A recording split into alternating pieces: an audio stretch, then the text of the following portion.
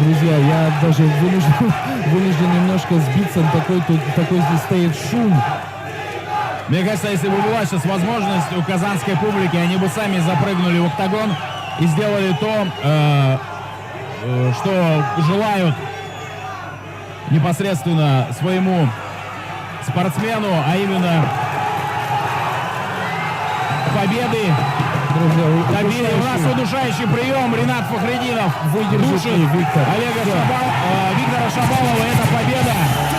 Это победа на радость всей Казани, всему Татарстану.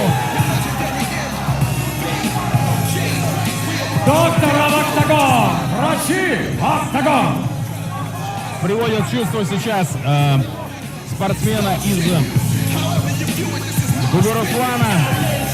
Действительно, нелегко ему пришлось.